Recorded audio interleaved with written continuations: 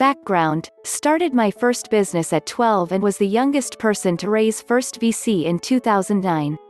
Now running a growing Valley startup at 25 years old. Young entrepreneurs can succeed, just like older ones can.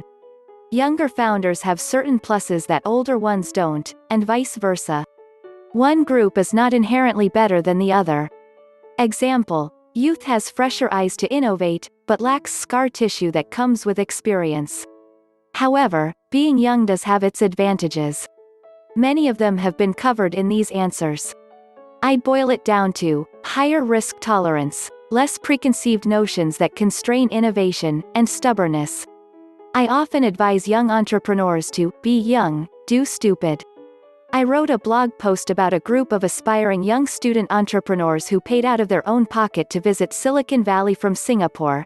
http://blog.isocket.com/2010/07/be-young-stupid-aspiring-entrepreneurs-are-awesome/. On the flip side, being a young entrepreneur is disproportionately difficult. One of the reasons is what I call the lemonade stand syndrome, where people pat you on the head and give you a quarter because they think it's cute, regardless of how well your business is doing. They treat you differently, even though most of them don't intend to. For example, our company culture is to treat people as old friends. One habit of which is in our phone calls or meetings I will often call people, man, brother, dude, etc. I was once criticized by a VC for being immature because I said, "Take care, brother," when we were leaving our meeting. Were I 50 years old, I doubt he would have been calling me immature. Yes, I will still call people dude when I'm 50. Another example: in my teens I once brokered a legally creative real estate deal. It was totally legal, but unusually crafty. I hired an attorney to close the deal. My own attorney called the other party and said, "You should walk away from this is just a kid and there's no way this deal is kosher." Were I 50 years old, I doubt he would have thought the same way. I fired that attorney, got the deal validated elsewhere and it went through, and I netted $50,000 in a few weeks. Young entrepreneurs succeed in life because of different factors. They are very enthusiastic and have the ability to do research about the phenomenon. They have skills and knowledge concerning the trends of what is needed by the current generation. They also succeed because they learn from the failure of the aged entrepreneurs and correct them, hence they succeed. The young entrepreneurs always begin by assessing the needs of the people and identifying the gap in the market, then they bring the goods and services that will solve the problem of the people in the market. They are focused with the objectives and the goals to achieve. Your achievements are regarded as more impressive because you're young, thus more incentive to try. Launching a business often requires you to forego an income for the first few months, years. This is easier when younger. You could live at home with your parents, for example. There is less to risk. You will likely not have a spouse and kids to feed. If you mess up, you're only affecting yourself, not having as large an impact on those around you.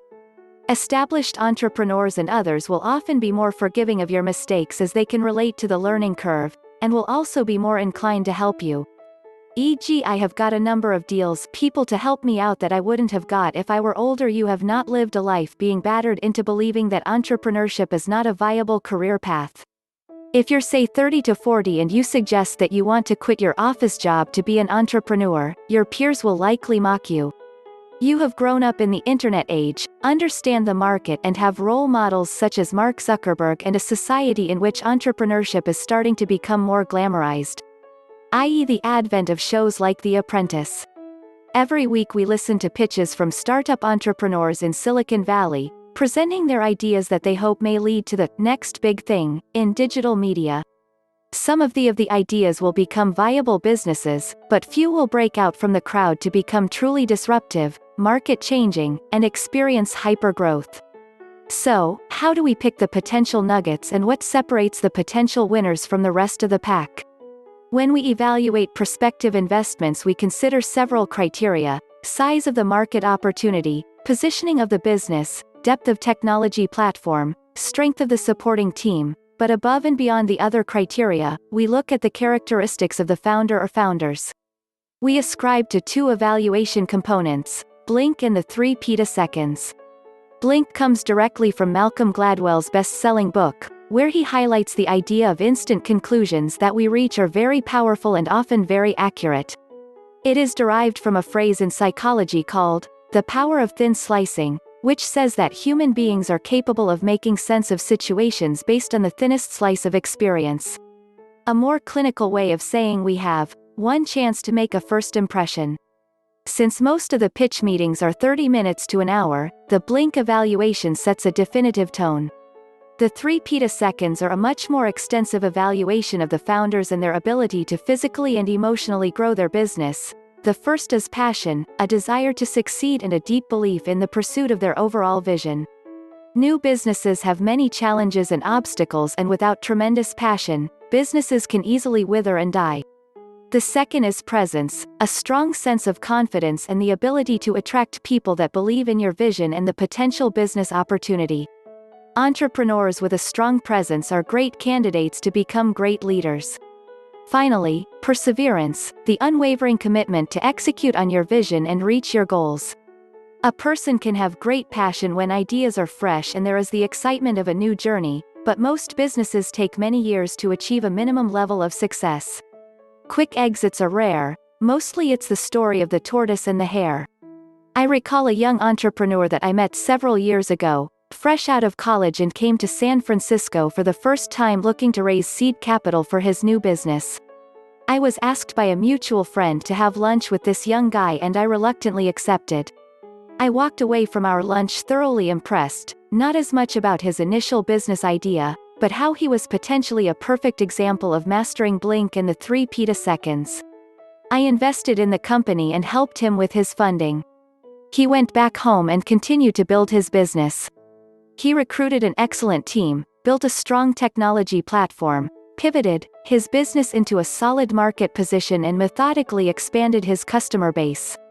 When the market dramatically declined several years after starting his business, he was very close to losing everything and recalled, paraphrased, "I'd curl up on the floor late at night, almost in tears, and my wife would come over and nudge me saying, 'You need to get up and figure it out.'"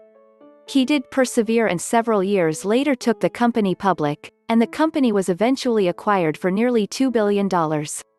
He has not only become a great business leader, but a civic leader and philanthropist in his community.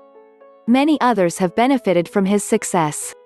Without mastering Blink and the 3 petaseconds, he may never have reached his goals and become the leader that he is today.